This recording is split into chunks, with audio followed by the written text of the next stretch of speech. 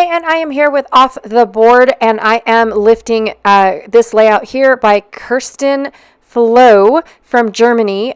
She did this for the Craft FX design team, which I tried to get to their website, but it is no longer available. So I don't know if it's still around. And I don't know when this layout was made. I just found it on Pinterest a while back, and I really wanted to use it. And it works really, really well with my Woodgrain and Winter. So I'm just showing you guys my photo and what I plan on using for my photo mat. This is my title here. It's going to say Christmas Advent. I also have a film strip left over. I think I only have one, maybe two left over, and I've used up almost all my film strips. I have a couple holly pieces from the laser cut collection. From Some Assemblage Required, I have these wooden stars. Now, these wooden stars were test subjects to see if the size was correct, so they do not have adhesive on the back. I also have a couple of these craft stars from Close to My Heart's Evergreen collection that they offered this year for their Christmas. I only picked up the laser cut pieces from Close to My Heart this year. From Carta Bella by the Sea, I have this gorgeous wood grain piece of paper. And then from excuse me, from 49 and Market's Christmas Spectacular Scrapbook workshop or kit, I'm going to be using this background here, but I'm not going to build it like it shows on the back. I am going to do it on my own. All right, so I plan on using Stickers glitter gel, but here I grabbed the wrong one. This one is Moon Dust. I just now realized that it did not have any stars in it. And so I'm actually going to use the one with stars. So see the difference? This one here is called Nebula. So they do look very, very similar, except that Nebula has a bunch of cute little stars mixed in with the glitter gel. I also plan on using Dina Wakley's Gold, which she calls Gilt. And then this stencil here came from Some Assemblage Required. It was actually designed by me, but I asked Sandy over, she is State Goddess here on YouTube. I have asked her to cut all of my stencils for me in the smaller size, and then gave her an allowance to cut them in 12 by 12 because that is really her jam.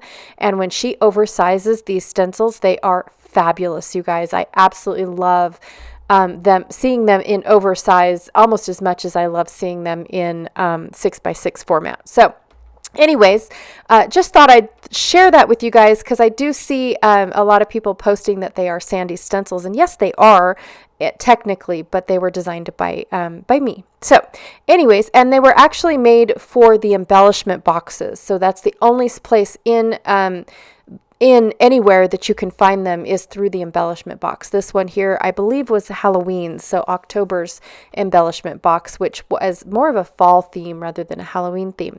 All right, so moving on, I took my By the Sea wood grain and chopped it all up based off of the planks that were on the print. And now I'm just trying to shrink my photo down, get rid of all the unnecessariness in the background and whatnot.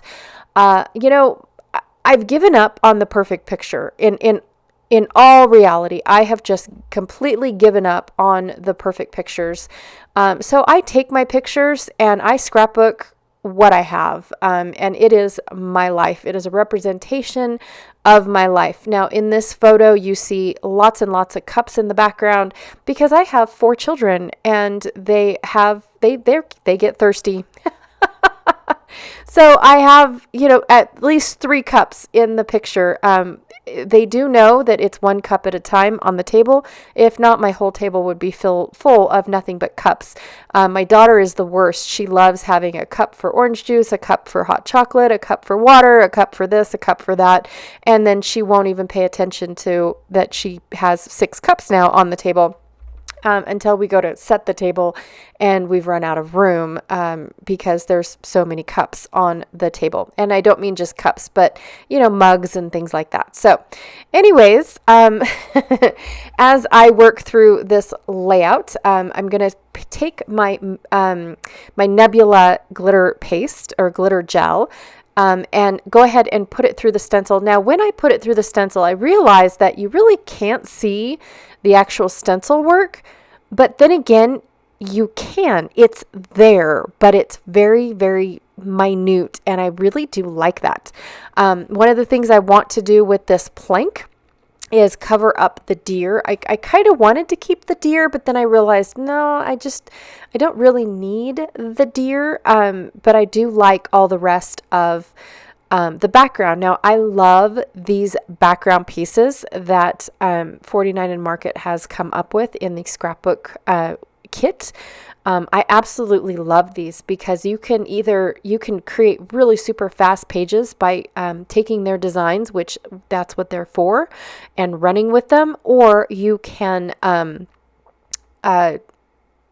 create your own. And when I create my own with them, I am very impressed with how well the background actually blends in with what I have come up with to put on the layout. And the same goes with this particular layout that was, the design was borrowed from Kerstin's. Now I'm taking her everyday cute, adorable little boy layout and turning it into a Christmas layout, which I love. I love how versatile layouts can be. I can take a design and it doesn't have to be a boy layout for me to borrow it from Kerstin and get it to work in my favor. So I really do like this. She does have a small little film strip down at the bottom below her photos with a star. I decided to put my title right there instead of next to my photo because I knew my photos were going to be larger than hers. That is one of the things that I have to adapt. Almost every sketch, every layout, everything that I see, I have to adapt for my larger love of photos, right? So instead of 2 photos, I'm only getting 1.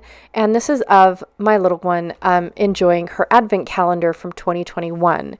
I kind of dropped the ball this year, but it happened. We had advent calendars. Mom was just a couple days. Well, the elf was a couple days late.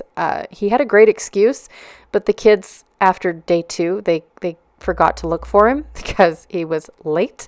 And he had a really great excuse, but nobody read it. And so it was like, oh, that's awesome. That's so cool. And they're like, well, can he bring the letter back? And I said, well, I can ask him, but he never did. So, and they just enjoyed that he was there for the rest of the month. But for this one, normally the elf brings the advent calendars and he sets them up in their spots at the table and has a special advent calendar based off of each one's personality. And I really do like that.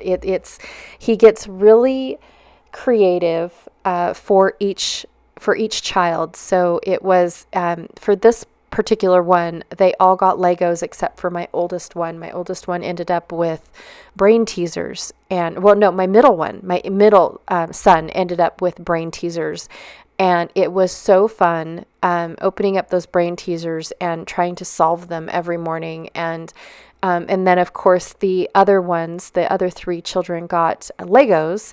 And again, that's a type of brain teaser. They had to put the pieces together to see what it was that they got. Now, one of the things I don't particularly like about the advent calendars is that, in a way, on the outside of the box, they show what's in the box. And so they don't show what day you're going to get it, but the kids know what they're going to get. It's not a surprise.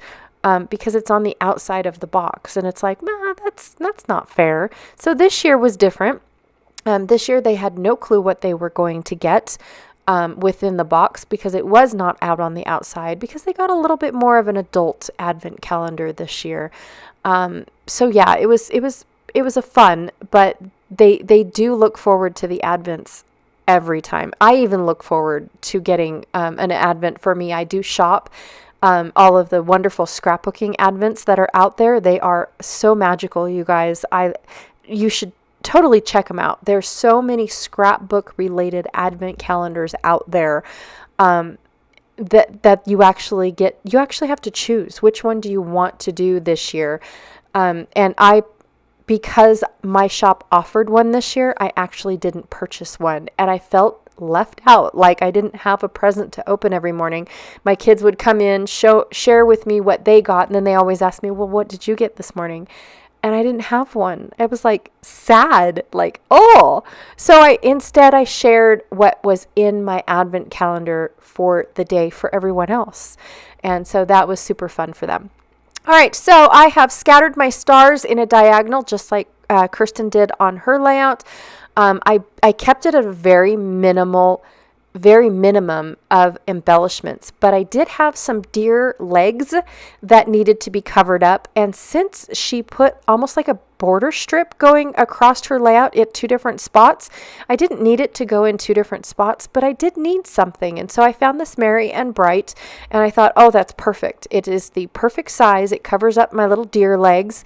And now I feel like my layout is complete. And I really did have fun trying to keep it at a minimum. I always seem to overdo and oversize everything because of my photos. Like, oh my gosh, my photo is so big, I need to turn this into a 2-page layout. Or my photo is so big, I need to make the background bigger. And so for this one, I really, really did try to keep it down into a minimum. So anyways, Kerstin is all over the Pinterest. If you want to go check out her layouts are absolutely fabulous, you guys. And she does have a blog. I'm going to try to remember to put the blog down below in the comments. I also have everyone else's videos up and running down below for Off the Board, those of us that are playing along with Off the Board. And then for Woodgrain and Winter, I have the playlist down below. I'm not really sure if anybody else is still playing along after Christmas. I've got a couple more days worth of videos before I get started on my January videos. So anyways, that is what I have for you guys. Thank you so very much for hanging out with me today, and I will check y'all later. Bye.